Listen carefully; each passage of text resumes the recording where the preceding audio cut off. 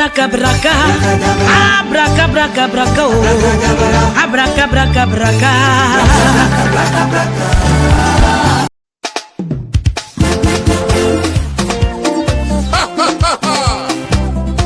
Le 237, pays du jamais vu. En France, on ouvre d'abord les écoles car c'est une priorité. Mais au Cameroun, on ouvre d'abord les bars et les boîtes de nuit. Alors que le nombre de contaminés croît de jour en jour. Eh ben, du jamais vu. On annule la célébration de la fête nationale de l'unité. Mais on donne le feu vert au début de boissons et aux boîtes de nuit. Hé hé, Zamba, j'ai jamais vu. À quoi ça sert le port des masques dans les bars et les boîtes de nuit, puisqu'on y va pour boire? Où est la mesure de distanciation dans ces endroits? J'ai jamais vu. Un opposant fait donc du matériel sanitaire de près de 100 millions de francs. Le ministre de la Santé publique refuse de réceptionner, comme si la maladie choisissait un parti politique. À Job Jam, j'ai jamais vu. Après le comice agro-pastoral de Bolova, les tracteurs achetés à plusieurs millions de nos francs sont abandonnés dans la broussaille et tout le monde s'en fout. Aloba, j'ai jamais vu. Au Ghana, l'État achète des ambulances médicalisées pour le transport des victimes du Covid-19. Au Cameroun, on jubile quand l'Organisation mondiale de la santé offre des Prado 4x4 de luxe. Pour quel but? Dieu seul sait. Mais nous sommes au 237, pays du jamais vu. Mon Afrique en miniature. Du jamais vu. Au Cameroun, le gouvernement accepte les dons en espèces et refuse les dons en nature. Pourtant, on manque dans les hôpitaux. Du jamais vu. Un Camerounais investit dans la culture de l'artémisia.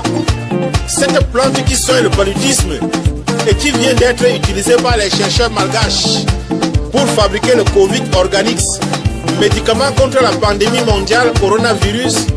Un préfet zélé de mon pays autorise la destruction totale de ce champ sous le fallacieux prétexte que c'est du chanvre indien. Et c'est après destruction qu'il mène l'enquête qui prouvera que c'était bel et bien de l'artémisia. Et le pauvre planteur n'est même pas dédommagé. Un job du jamais vu. Les infirmiers et les médecins sont contaminés tous les jours et meurent dans nos hôpitaux car ils n'ont pas de matériel de protection. Une initiative fait dans le matériel sanitaire.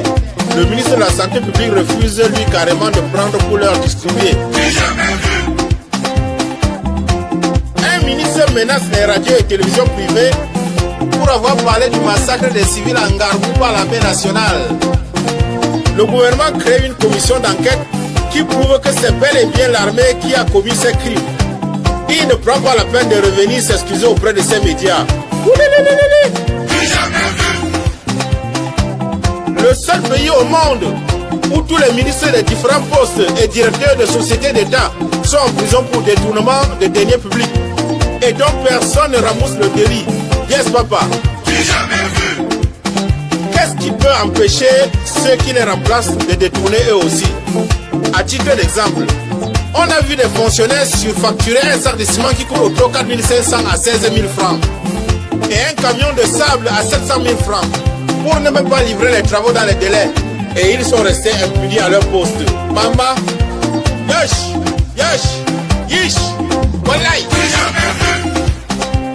Et quand on veut parler, certains pessimistes disent que toi-même, si tu es nommé, tu vas aussi voler. Donc la corruption et les détournements ne finiront jamais dans ce pays. J'ai pourtant vu le délégué du gouvernement Timi Efuna montrer le bon exemple dans la ville de Yaoundé. Vraiment, ce sont de croire qu'il n'y a pas de Camerounais corrects, capables de bien diriger ce pays. Au 237, on parle du vivre ensemble.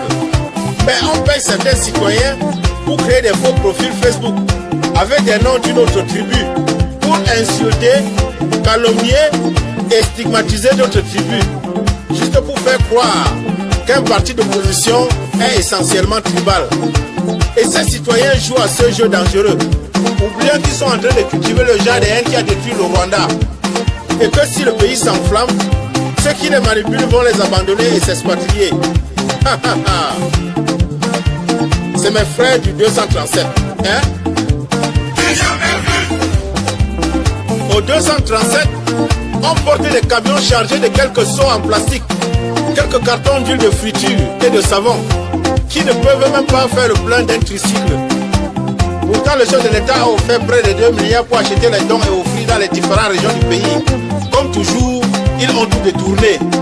Et les autorités chargées de la réception et de la distribution ont même honte lorsqu'on leur montre le contenu de ces camions. Mais que faire? Nous sommes au 237, Afrique en miniature, pays. Tous les chefs d'État du monde sont sortis parler à leur peuple pour leur donner les mesures à tenir et les fortifier dans ces moments difficiles face à la pandémie coronavirus. Nous attendons aussi la sortie de notre chef d'État pour nous dire ce qu'on doit faire. Car, monsieur le président, tes ministres prennent des décisions suicidaires à l'endroit de ton peuple. Oui, président. Fais comme nous voyons le président Emmanuel Macron faire en France. Pardon, papa, parle-nous. Le 237. Le Cameroun est une république et non une monarchie. Et j'entends certains dire, les gens de telle tribu ne peuvent pas accéder à la magistrature suprême. Comme si dans une république, certains sont faits pour gouverner et d'autres pour être gouvernés. Ouf! Les taxis, les benskis et les cas de transport surchargent tous les jours. Pourtant, on demande les mesures de distanciation. Nous sommes au 237. Décision sans application. Hey!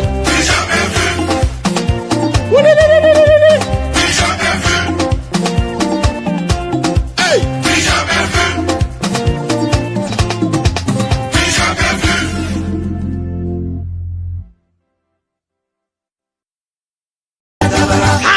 Abracabra, abracabra, oh.